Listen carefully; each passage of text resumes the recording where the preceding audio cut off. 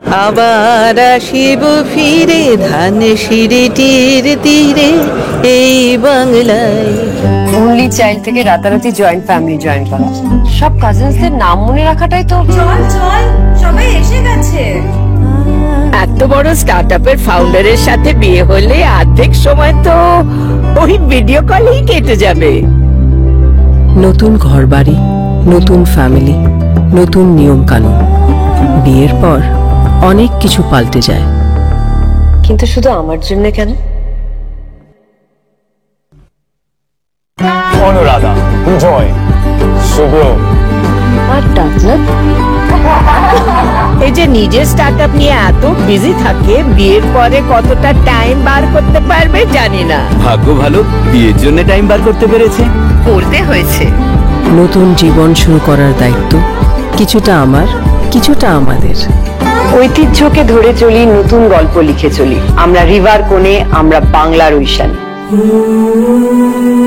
24/7 ताजा समाचार के पाठकों के लिए मेरी तरफ से हार्दिक शुभकामनाएं। 24/7 তাজা সমাচার সমস্ত দর্শককে জানাচ্ছি আন্তরিক শুভেচ্ছা।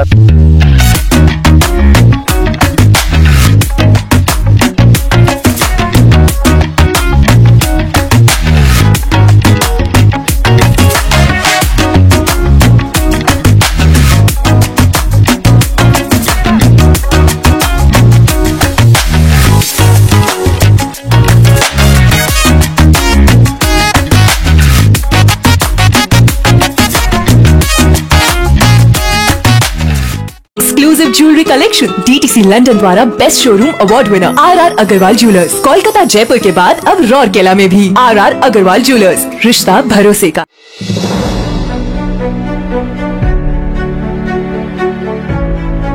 हाल ही में संस्था गीतांजलि की ओर से महानगर में कोलकाता रत्न 2025 का आयोजन किया गया।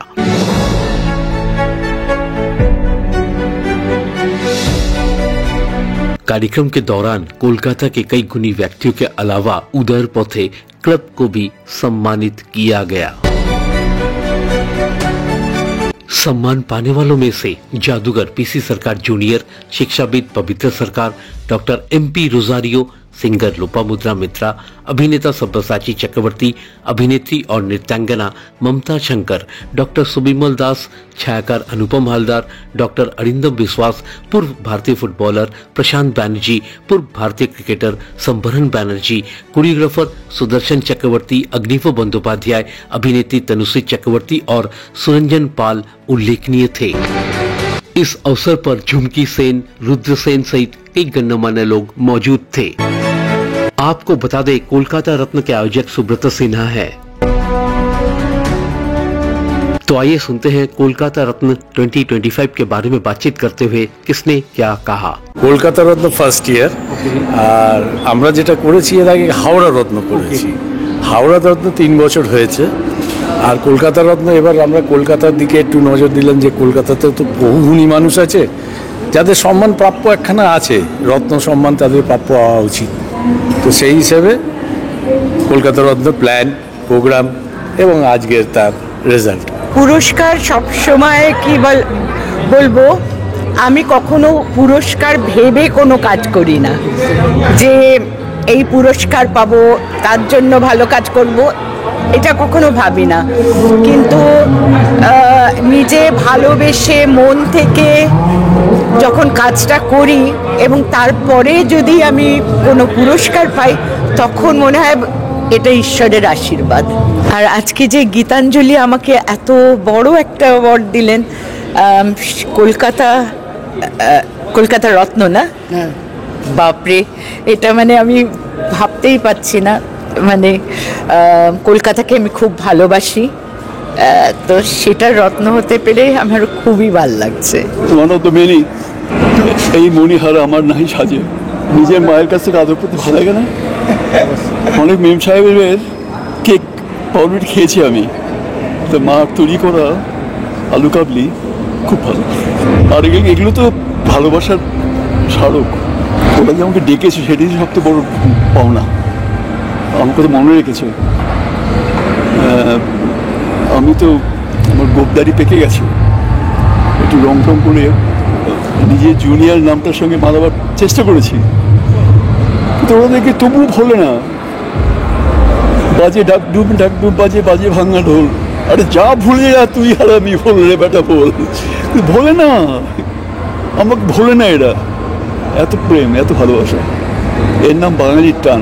ডেফিনেটলি করে, সেটাই একটু আগেই আমি এই মঞ্চেই বললাম যে, এবং আমার আগে সবাই বলেছেন যে যতবার পুরস্কৃত হব কেউ, ততবার তাদের দায়িত্ব বেড়ে যায়, তাদের আরও কাজ করার স্পৃহা বাড়ে, তাদের আরও দায়িত্ব বাড়ে। কাজেই এই সব মিলিয়ে এই যতবার অ্যাওয়ার্ড পাবো ততবারই ভয় করে যে এবারে সেই অ্যাওয়ার্ডের সম্মানটা রাখতে পারবো তো। কিন্তু হ্যাঁ, আমরা সবাই লড়ে যাচ্ছি। না, পুরস্কার সবসময় মোটিভেট করে, পুরস্কার পেতে সবসময় ভালো লাগে। আর সবচেয়ে বড় কথা, আমরা তো বিশেষ করে আমি একেবারেই আমাদের বাংলা ভাষা ছাড়া আর দ্বিতীয় কোনো ভাষায় গান গাই না কখনো। তা সেই জায়গা থেকে যখন বাংলা ভাষায় বাংলা গান গেয়ে, বাংলায় নিজের গান গেয়ে পরিচিতির জায়গাটা তৈরি করে যখন মানুষ সম্মান দেন আমাকে, তখন আমার সত্যিই মনে হয় যে আমি আমার বাংলার জন্য, বাংলা ভাষার জন্য, বাংলা গানের জন্য কিছু করতে পারলাম। এবং আমার এই সম্মান যদি পরের প্রজন্মকে উৎসাহিত করে, ইন্সপায়ার করে, তাহলে আমার কাজটা আরো ভালো করে হয়। আবার আসিব ফিরে ধান সিঁড়িটির তীরে এই বাংলায়, হয়তো মানুষ নয়, হয়তো শঙ্খচিল শালিখের বেশে, আবার আসিব ফিরে ধান সিঁড়িটির তীরে এই বাংলায়। একটা ইন্সপিরেশন অবশ্যই, যেটা আমাদের প্রজন্ম এবং আগের প্রজন্ম, যখন আমি বিভিন্ন প্রজন্মের শিল্পীরা তাদের কাজকে সম্মান দেওয়া, এবং আমরাও দেখে এসেছি আমাদের যারা সিনিয়র তারা অ্যাওয়ার্ড পেয়েছেন, যখন তারা আরও বেটার কাজ করেছেন। তো যখন অভিনেত্রী হয়েছি, মানে ডিসাইড করলাম, তখন আমার কোথাও গিয়ে মনে হয়েছিল যে অ্যাওয়ার্ডটা হয়তো ইন্সপায়ার করে, বাট মানে অবশ্যই এটা সব কথা নয়, কিন্তু ইন্সপায়ার করে, খুব বড়ভাবে ইন্সপায়ার করে। এই অনুষ্ঠান আমাদের মানে সুব্রত সিনহা বেঙ্গল এক্সেলেন্স অ্যাওয়ার্ড অনেক করেছে, হাওড়াতেও করেছেন উনি, হাওড়া রত্ন, আজকে ফার্স্ট টাইম এই কলকাতা রত্ন।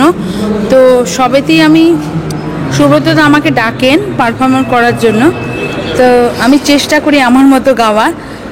আর আগামী আমাদের 21শে জুলাই আমাদের হাওড়া সরস্বদনে একটি বড় অনুষ্ঠান আছেন, ওখানে নচিকেতা দাও থাকবেন, রূপঙ্কর দা থাকবেন, আরও অনেক গুণী শিল্পীরা, আরতি মুখার্জি আছেন। তো উনি খুব প্রোগ্রাম কম করেন, আমাদের অনেক রিকোয়েস্টে উনি আজকে ওই অনুষ্ঠানে আসছেন। তা আমরা চাইবো আপনাদের মারফতে সকলে আসুন, আমাদের অনুষ্ঠান দেখুন। জানি যেখানে থাকো এখনো তুমি যে মোর গান ভালোবাসো, আমি তাই যাই গান শুনি তুমি কাছে যাতে ছুটে আসো, মোর গান ভালোবাসো, জানি যেখানে থাকো। This is a capsule, a motivational capsule, like you take and you get yourself charged. That yes, you can do it and you can do it much better way. So this is a sort of, I said, a tonic to move on and to carry on and give the best to the society.